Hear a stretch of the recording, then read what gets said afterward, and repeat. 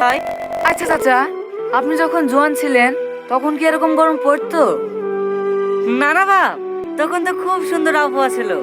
বর্ষাকালে 5-7 দিন ধরে পানি লেগে থাকতো, কত সুন্দর বাতাস বইতো। চাচা, তখন কি এসি ছিল? তখন এসি কোথায় বাপ? 4-5 জনে কাজ করতে করতে দুপুর বেলা গাছতলা গিয়ে বসতু, ওইটাই এসি। সেদিন কি আর আছে বাপ? সেই দিনই আছে চাচা, শুধু আমরা পাল্টে গেছি।